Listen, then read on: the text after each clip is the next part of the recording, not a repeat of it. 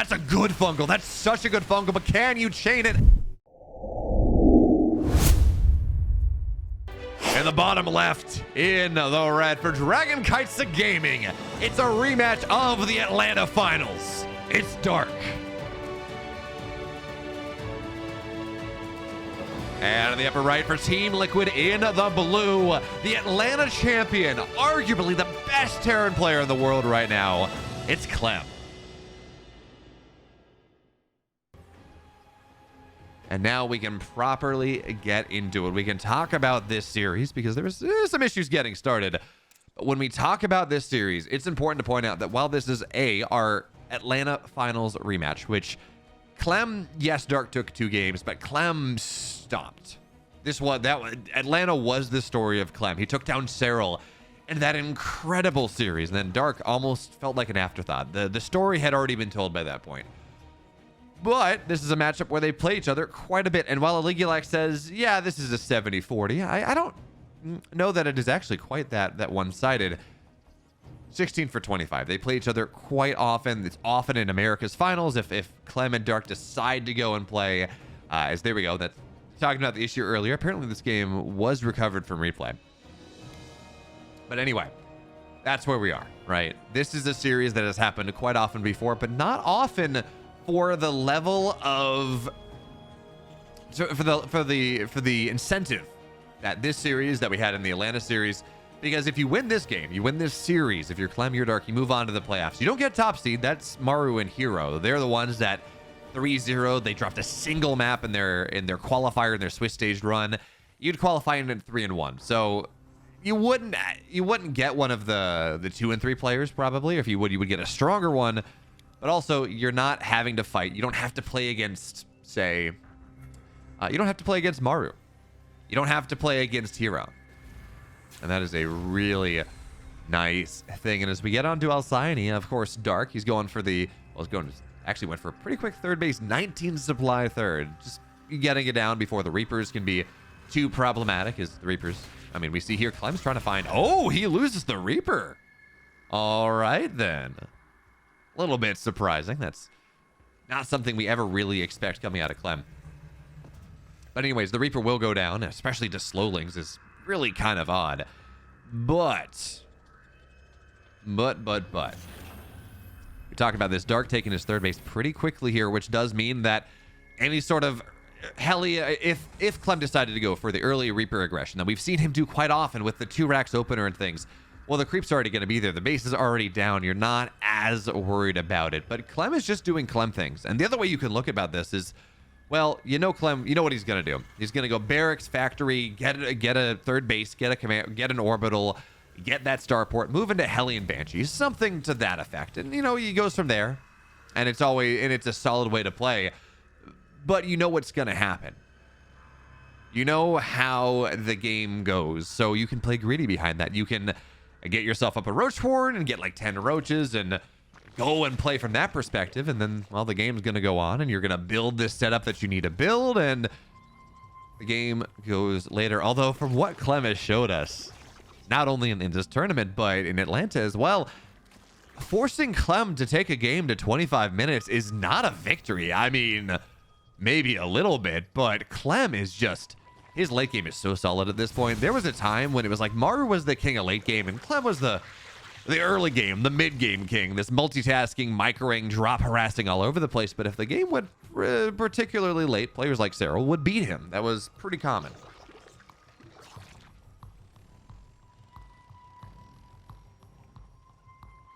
At that time, that period of Starcraft history is kind of gone because Clem here is we saw him beat Cyril in one of the most outstanding late games that I've ever seen. So again, Clem here, he's got Banshees on the way, Hellions on the map, looking around as he gets himself ready for the mid game. As good as TvZ is as a matchup, it's not too surprising to see an early game like this where really not a lot's happening. Not for quite a bit, because you're building up. You're building yourself that 3-base situation. You're powering up that economic engine that will eventually allow you to do what you would like. And if you go and you build too many aggressive units early, you build too many Marines early, you build a lot of Roaches and Ravagers too early, you're mortgaging your future for your present. And that is not something that you really want to do as you try to build in this game, especially players like, oh, he's going to get a roach. Especially players like Dark and Clem that are so good in the mid game, that are so good in the late game. They're going to be okay. They're going to be fine with forcing it there. So, of course, that means that they're going to delay a little bit. They're not going to go for crazy aggression all that much. As Dark actually, the first variance in how he's going to play, he's going to forego this base. The 6 o'clock base, the 4th base that is pretty often, pretty common for a Zerg to take. Yeah, he's going to take that as his 5th. 4th base goes down to the gold, and because of this gives you a couple things. It most importantly gives you more money, right? It's a gold base. It's not a blue mineral patch. But even better than that, really, is the fact that it really shoves your creep spread forward. And as Clem is going to try to get aggressive in this game, that is a really nice thing. As Banshees are going to try to get on top of the drones. They're going to kill a couple. As now Hellions thinking about diving into the 3rd base as well. What do we have? Dark, he's got roaches here. Fine. They're not reacting. And it's going to be 10, 12, 13 drones going down in the blink of an eye. 15. And maybe it's finally going to get cleaned up, I guess. But this is 16 dead drones. And he's got the opportunity to get a couple more. All of a sudden, we talked about the game going early, going into a standard mid-game, whatever. Clem has cracked this game wide open. He's going to get more. It's going to be 18 dead drones, maybe 19. Queen looking for the shot. He's not going to find it. But now Dark, it could have been worse. That could have been 18 drones falling at 10 minutes or so, or at 4 minutes or so, and that would be really rough. But even still, Dark, he's back up to 75 workers, yeah, but he just lost about 20 workers. That's it's 25% of his economy, more than 25% of his economy. That slows things down quite a bit, and also apparently messes with him because he's got double infestation pit on the way behind this, which is not. And okay, there we go. He's gonna get the cancel, but that's just a little bit of fluster right there. You really, if you're Dark, you want the infestation pit. It unlocks, unlocks infestors. It unlocks hive. Getting 2 of them doesn't do any of that, as now Marines are going to try to get more economic damage. Now, it's only a couple workers, and I believe... No, an Overlord went down. A Queen didn't fall, but Clem continues to just nickel and dime on the map a little bit. Now, of course, Dark, he's still on 68 workers or so. He's still around 70 when he needs to be. He's got his 4th base on the way. He's got a macro hatch in the main. Hive halfway done as he gets into 1-1. And this is the interesting thing. Is that he's gone 1-1 melee, but his speed is tremendously delayed. Generally, if you're going to commit this heavily to Roach Ravager, you get upgrades for him. Not that it's going to matter. Clem gets on top of a ton of the roaches. And yeah, he's forced to back up, but he gets Ravagers. He gets more roaches.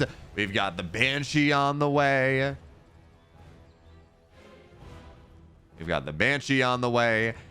Or at least getting more repaired and viable later on. And eventually Dark's going to have the Lings and the Banelings that he's required to defend this. But Clem has carved out so much of the map. It's really just... Medivac will not go down. There we go. Has done so much work in keeping Dark back and punishing him, doing damage that while these drops want to find value, it's not imperative that they knock, say, Dark out of the game. It's not imperative that they win the game. Getting something's really nice because, well, Clem has already bought his late game. He's bought it in blood. He's bought it in the body and the carcasses of drones. And in the... Does Creep have carcasses? Does Creep have bones? Do Creep tumors have bones? I mean, tumors have hair and bones, so maybe. But I don't know. Regardless, Dark's Creep spread is forced back just a little bit. He still has half the map, and that's really nice. But look at resources lost here. It's actually not as bad as I thought it was. Those trades with the roaches and lings actually means the Dark is trading evenly. In fact, Clem's lost about 100 more resources. So despite the economic damage that's been done, and despite, well, the little bit more value that Clem's found, Dark has been able to trade back in just a little bit. So Dark's maxed out. He's got 1-1, 2-2s on the way as the Banshee continues to find value here. But Dark's going to have this timing where an Ultra Cavern is 3/4 of the way done.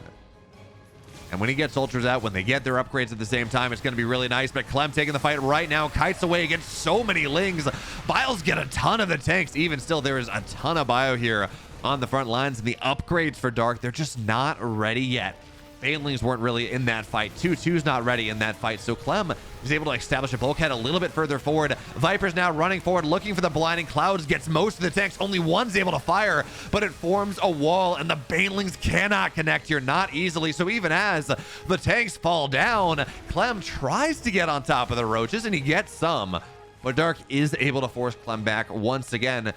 And while the resources lost are starting to go in Clem's favor a little bit more, this is still only about 1,000 resources differential 10 minutes into a TvZ. That's still pretty good for Dark. Especially as he's sitting here, he's only on 71 workers, but he's got the gold, and that actually makes up for quite a bit, although he cannot attack through the Selnaga. There's a Widow Mine there, there's a tank there. That's a lot of splash damage, and really no way to get on top of it. So Dark, he's got his 5 bases. Clem's only on 4, but the thing that we're going to be looking at now is, first of all, adrenal glands are done soon. 2-2's done here for Dark, but so too for Clem. But more importantly, chitinous plating is going to be done on these ultras very, very quickly.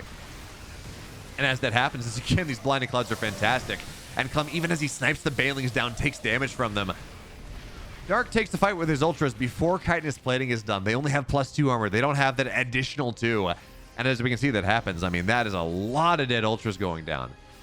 So Dark has these timings, and he would love to be able to get a 5th base off these timings, or force Clem away from the middle of the map, find something just a little bit more. And now, again, chitinous plating is done. This ultra is not going to take that much damage. But Dark needs that left side base, or maybe take the bottom side, something he needs to really continue the expansion path here.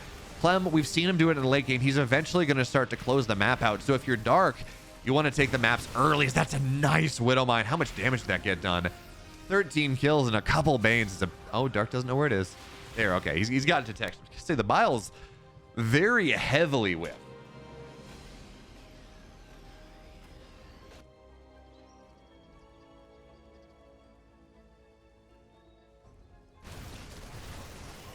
But now we're starting to get to the stage of the game that is just a little bit more scary. Because, well, yeah, it's 3-3 on the way for the Terran, and drilling claws are on the way, and we can talk about all the upgrades, but the thing I'm looking at is the fact that there's a fusion core halfway done. There's a 2nd starport on the way.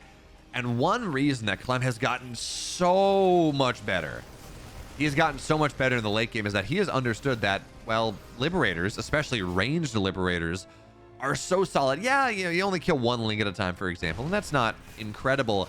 But most of Zerg anti-air is not very good, and if it is okay, they don't like to build it. You want to build 10 corruptors against a bunch of bio and ghosts? No, you don't. You really, really don't. So you're maybe building hydras a little bit. That doesn't feel good.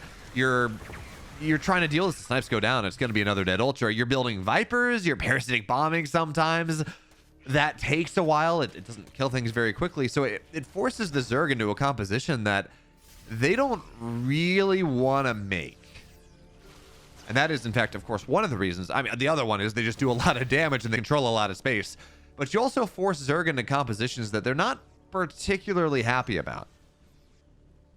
But anyway, Liberators are on the way now. Not even without attack upgrades, it's just the range. And by themselves, they do a really nice job. So Clem's going to be able to get the gold base soon. He's got the right side base. So right now, he's sitting here on 5 bases. Dark, he's got a 6th on the way, but he hasn't... Well, is he mining out of this, actually? Not really.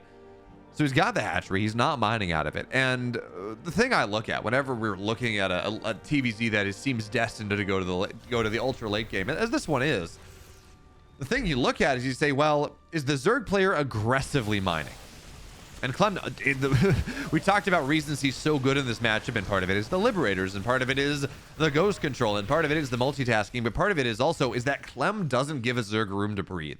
We saw in, I want to say it was Shin and Byun earlier on in the group stage, where Byun tried to play this late game Turtle Terran, but he wasn't immediately aggressive whenever the Zerg attacked into him. He didn't try to punish the Zerg immediately, so that meant that Ragnarok or Shin was able to remax on bigger units. As now Dark trying to attack in 3 sides at the same time. Left side's dealt with. The right side, Banelings will get some SCVs. In the middle, more workers will fall, but it's not a ton. 18 SCVs at this stage of the game when so much of Dark's army falls down is... I'm not going to say it's inconsequential, but it's not consequential. It's not really all that impactful. Clem is on like 7 orbitals at this point. He's, what was he at? 2 planetaries. Where's our orbital count? 5 orbitals. Okay. But he's going to get more soon enough. And that's another thing, actually, that I really like. That's another thing that I really like about how Clem plays, is that we saw Dark play a really awesome late game against Dark, a really awesome late game against Cyril. And he wasn't really building that many orbitals. He was stopping at 5. Clem will go up to 10, 11, 12. So that's one of the reasons he was able to make that comeback against Cyril. As now Dark tries to kite on forward. On top of this, Ling's looking for the split, but they're not dragging the friendly fire, not just yet. And he kite away. The banelings are dead for the time being. So again, Dark, he attacks forward. And the thing that we're going to see out of Clem is he's good enough about taking the first fight, but also the second fight. He's good at bending backwards like a rubber band and then swinging back forward. Is that Dark doesn't have a lot of time to build really fancy units. Yeah, he's got some ultras on the way. They're going to take a while. In fact, he's running 5 ultras on the other, the 5 ultra hit squad to try to snipe a base. But he also has to kill this orbital, and Clem will lose an orbital, which you don't love if you're the Terran player. The orbitals should lift. They should never die. But ultras are going to try to get on top of this. The SCP repair for now is really solid. But the ultras, they continue to maraud on forward. Ghost, though, looking for the snipes, and they're not going to get him in tide. Ultras are pretty fast now. So that is something that you got to worry about, is Clem is taking damage here. But now the snipes. There we go. Ultras will fall.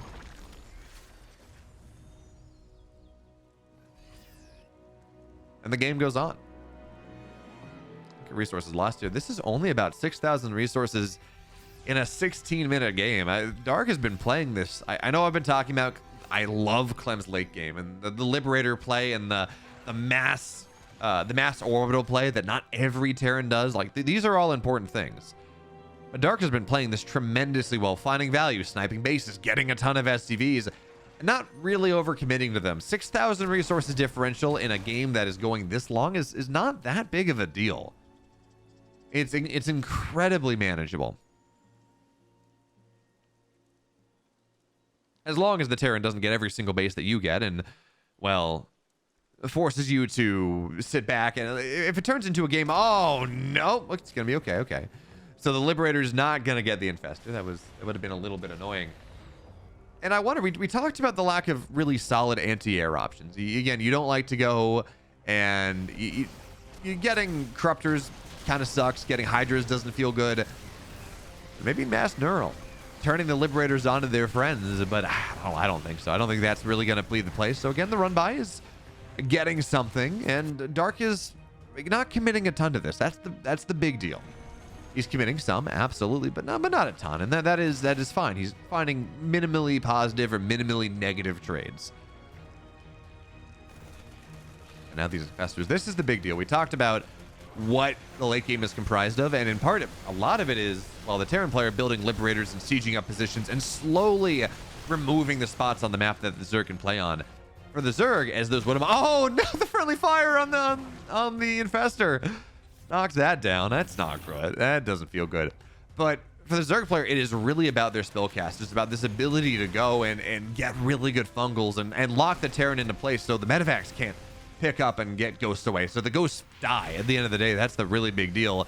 So Ling run by again, tries to find some values. Dark's going to find some burrowing positions. At the very least, even if he doesn't go and kill everything or even kill a lot, he's going to force scans. And scans, well, Clem has a lot of them. They still do cast something. There are still some opportunity loss. Yeah, Dark, so he's at 8 Corruptors. We saw him make 14 in that series against Kier, where there really wasn't a lot of anti-air and it was much maligned. But in this game, it really is important, I think, to get those Corruptors. But also, we need to get some crew spread out where the gold base was. That's where the Spire is, and it's slowly gonna go and slowly bleed out, and then you won't be able to make Corruptors anymore, which is, again, it's important. You want to be able to get some upgrades maybe. But because of everything that's been happening, Dark is running out of minerals right here. That's a good fungal. That's such a good fungal, but can you chain it? And the answer is no. The EMPs are so good, saving the ghost in the sky, and now Clem can run away. He can find a corner. He's totally happy with this, as the Widowmines are going to get dragged on top, but they're not going to find anything. Not really, and snipes are going to go down. Clem continues to kite away. That was such a problem. That was such a potential victory for Dark, but at this point, he's going to run into the natural, run into the main base, trying to find whatever he can, knock down some production maybe.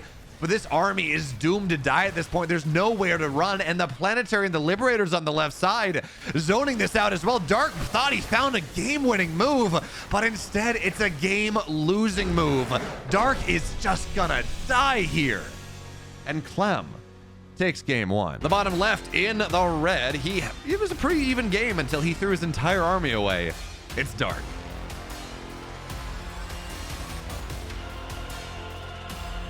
Upper right in the blue. This victory here means he's on into the playoffs, into the round of 8. It's Clem.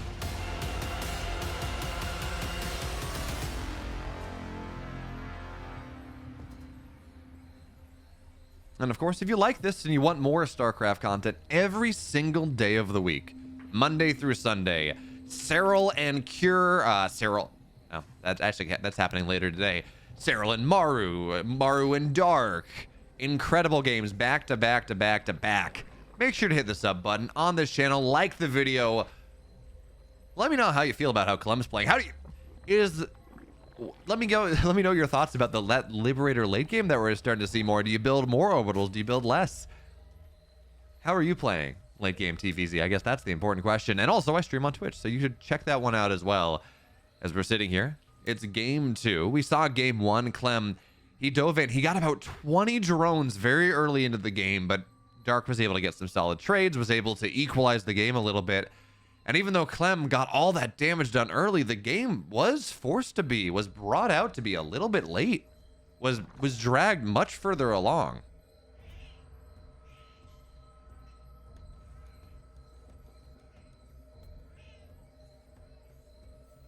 And what that means is that, well, I mean, that is, I'm not going to say it's Clem's forte at this point, but he's becoming a very good, he really has become this incredible late game player. And so for now, well, we're going to have to see if he's going to get there again, whether Dark is going to be able to withstand the early game, the mid game pressure, whether he's going to be able to go and do something even later. I don't know. We're going to find out.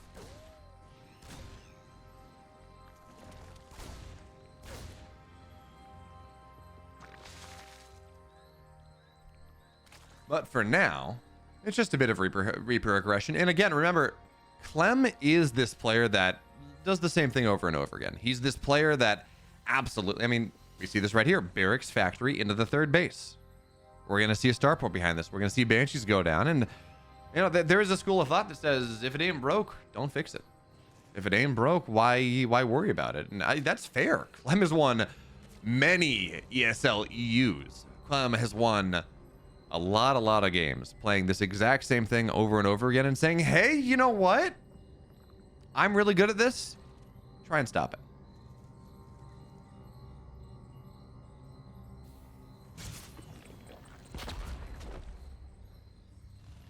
And whether Dark's going to be able to stop it, that's a very important question. So for now, Clem is changing things up a little bit. Instead of going for Hellion Banshee and all of this, there are 2 Cyclones on the way. He's building into this more modern style, which you get 2 Cyclones and you get a bunch of Hellions. But importantly, what they're able to do is they're able to snipe Queens. They're able to put pressure on extra bases. Importantly, though, again, if you can snipe a couple extra Queens, if you can snipe that, if you can knock that creep spreading, that map, well, not it, that defensive control down before it properly gets going, that's tremendously important. That is tremendously important for the Terran player.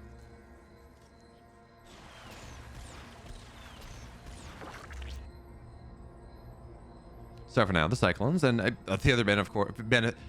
other benefit, of course, is that you're able to go and get Overlords too, which is fantastic. So Clem on the map, he already got 1 Overlord, and he sees where the Queens are. Now, unfortunately, there's nothing that looks up, so he's not going to get this Overlord in the middle of the map that's sitting in a dead airspace. He can't actually see it, but Cyclones trying to get on top of these Queens, and it looks like there's enough energy for, I think, 2 transfuses. So the perspective snipe of a bunch of Queens, I don't think is really viable.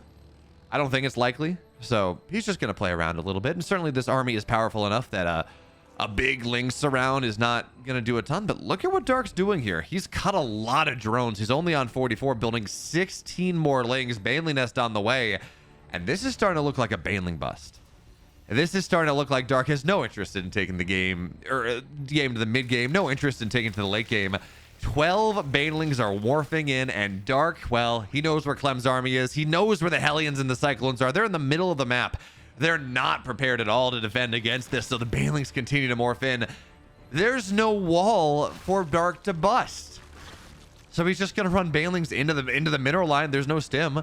There's nothing to keep this alive. There's nothing to keep it safe, and Clem now has to run away. It's a disaster. He's got to find a corner. Banelings trundling forward. Clem splitting as well as he can, and the splits are solid, but there's only so much position, so much space the Marines can go to. So now the banelings, at this point, they don't even know what to blow up. Yeah, they're going to blow up the reactor. That's a really good move. That shuts down a lot of the production, and 6, 7, 8 SCVs will fall. But Dark, he is have to contend with the fact that the Hellions and the Cyclones, they're back home. Even still, it's 15 dead SCVs.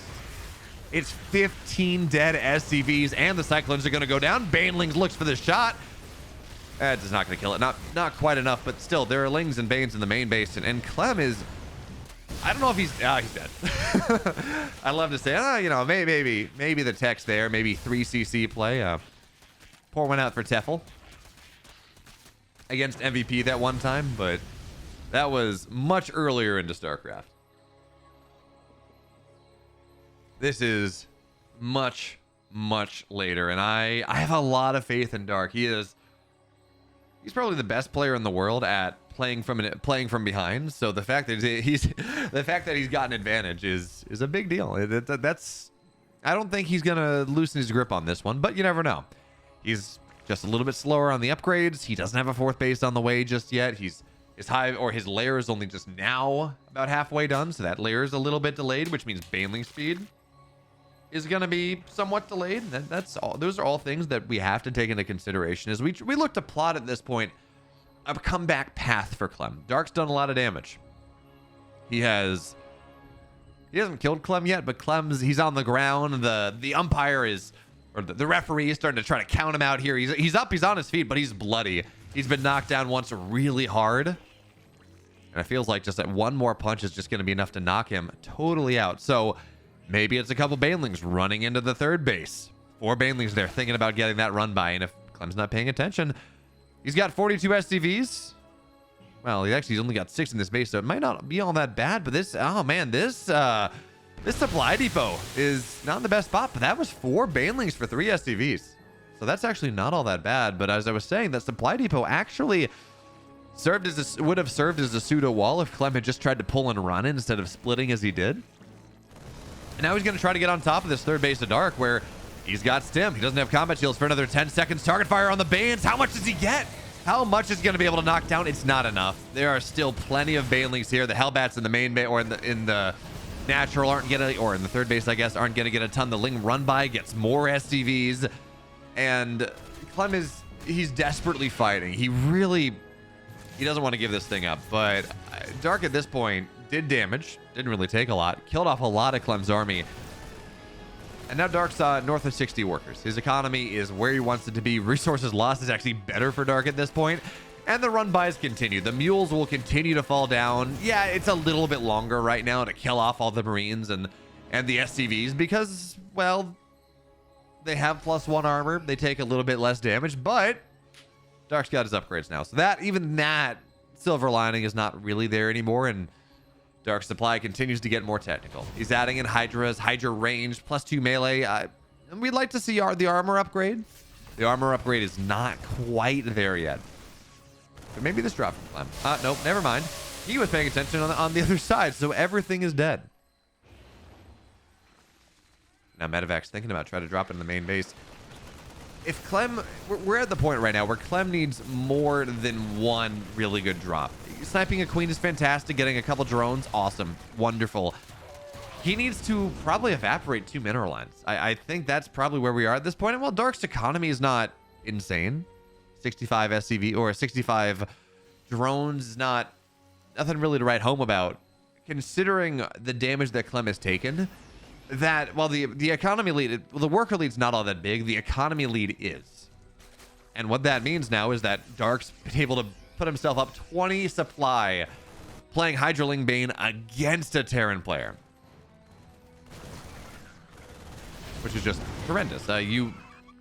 Terran wins this game because A, their army in the late game trades incredibly well, but in the early to mid game, they're often a couple, 10 to 20 supply up, and that allows them to have an army that fights just as well as the Zerg army while still having medevacs. And as this drop is found out, Clem is realizing that there is no way, zero shot he comes back into it. So game 2 goes the way of Dark, and we get to move to game 3.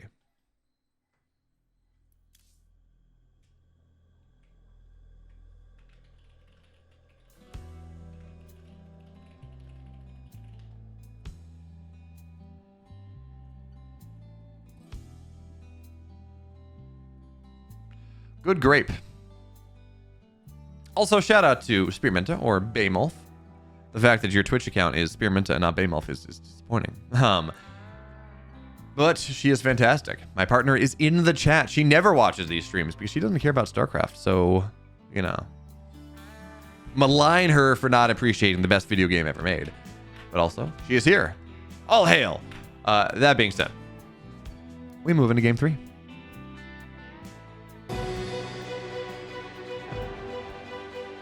Bottom right in the blue, or excuse me, in the red. I can look at my colors. Nice little Lingbane bust to build an advantage in game 2. Turned into a game 2 victory. It's Dark.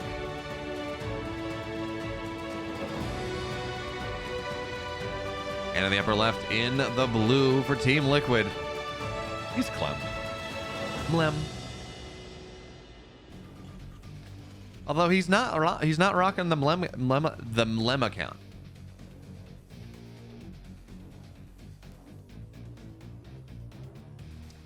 Which is very sad, but I'm assuming, well, this is the NA server.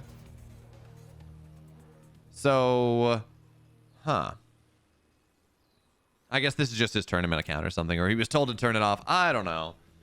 What I do know is that we're now on side Delta for game 3. This is a map that has a really nice pushing position on the right side of the triangular third. There are rocks you can try to shove through, line of sight blockers in the middle of the map that you can try to play around with a little bit. It's a decent Terran map, but it's not horrible.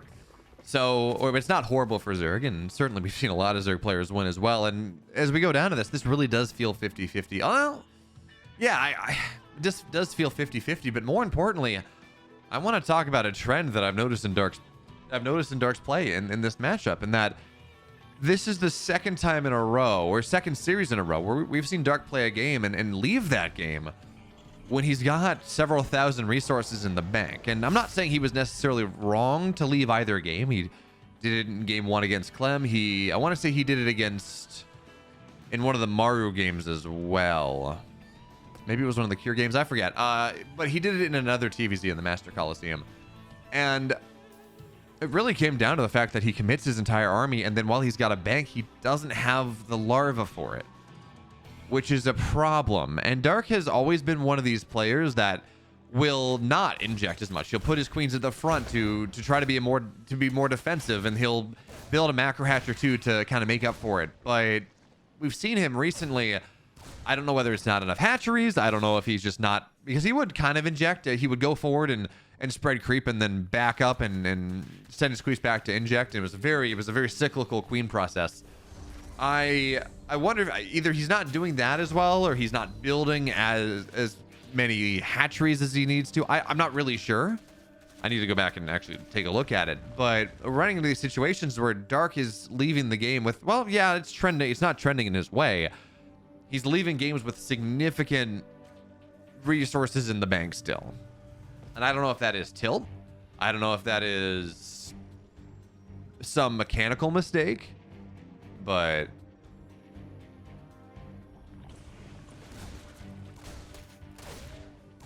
it is a bit concerning as we get ready to Katowice. So we look at Clem, we look at Cyril, we look at Maru, we look at even Hero, who's playing really nicely. We look at a lot of these players and we say, wow, they are really turning it up for Katowice. They are really starting to look fantastic. Maru's the best example of this, but really a lot of the other top players are continuing their tune-up. Raynor looks great as well. Getting ready for Katowice, which is now, again, it's no longer the World Championship. As a bunch of the map control out of Clem will get chased down here. It's no longer the World Championship, but it's still a $500,000 tournament. And that's worth getting ready for. Plus, it's the prestige. You go to the It's no longer in the Spodek, but you go to Katowice, it's the creme de la creme. It's just it's such an awesome space. But Clem, for his part, same thing as game 1, Hellion Banshee, and I kind of like that. Again, game 2, he did the Cyclone thing, and he didn't lose because he went for Cyclones. He lost because he committed a little bit too hard to, well, his army was on the map, and he didn't see the Ling Bane bust in the slightest. But even still, game 1, he found a lot of value with the Ling Bane Hellion. That being said, well, Lings are going to find their way to the natural. Clem, again, no wall. Lings are going to find their way into the main base here. What is Clem relying on? The Hellions are not doing anything. I guess he's relying on the SCV pull. This is awkward right now. Clem, Hellions on the map. He loses those. Hellions in the main base. Well, he's going to keep him alive. I guess he had to build more, though. And these Lings, they get a full scout. They knock off a bunch of SCVs. And now the Banshee, the second Banshee, feels like it's going to have to stay home. It feels like it's going to have to go and deny things out a little and defend, which means that this one Banshee is theoretically not worth a ton, but because there's no detection here for the time being, it's still going to get 7 drones. That being said, more Hellions, and oh, okay, the Hellion's dead. More SCVs are going to fall down. This run by from Dark is continuous, and even if for the moment the worker damage is not extreme, and it's starting to get that way, even if that worker damage is not in the extreme, it's so much mining time. It's so much tempo getting lost as 9, 10 SCVs hit the deck here. And for the second game in a row, we have this situation where Dark he's not opting into the mid game. He's not opting into the late game. He says, I'm going to end this game before anything happens. I think you're playing too greedy, Clem. I think you're, and when I say too greedy, I'm not even saying the build. I'm saying the way he's playing. He's committing on the other side of the map with everything. He's not crossing his eyes. He's not crossing his T's. He's not dotting his I's. He's not walling off or anything like that. Like a safe Terran player is going to go and they're going to build their Hellions and they're going to send the first 2 out on the map and they're going to try to knock some creep spread down. But the 4th through 7th, or the 4th through, what is that? Second, the 3rd, there we go. The 3rd through 6th or so, those 4 Hellions, they're going to sit in the wall until the wall is done. And they're going to prevent any sort of run-bys like this. So Dark has identified that Clem doesn't like to do that in the way he plays, and he's just punishing it in the extreme. He's up 25 workers. He's got a Spire on the way. Baneling Nest as well, because that's fantastic. But more importantly,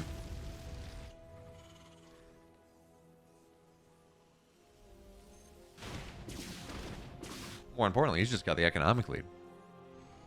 62 workers to 42. And Clem is going mech, I guess. He's got Hyperfly Rotors on the way.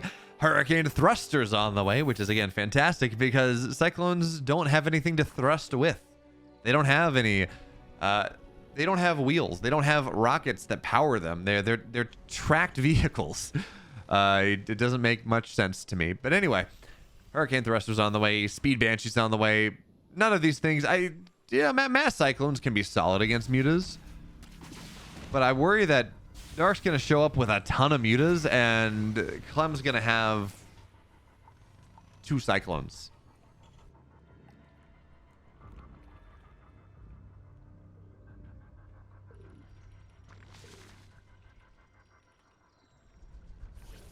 And 2 Cyclones is just not really enough to deal with. So mutas are going to... I mean, the Hellions are dead. They're going to try to run here, but there's nowhere to run. Mutas are going to just sit on top of them, and Clem is going to tap out. Dark, 2 games in a row, gets so much damage done with his Lings before 7 minutes, and he forces Clem to play in the round 5 tomorrow, which, by the way, means that if Clem loses tomorrow, he's not in the playoffs. Our reigning champion from our most recent tournament, the best Terran of the WTL, at least the playoffs. There's looking like a realistic shot. He doesn't make the Masters Colosseum playoffs.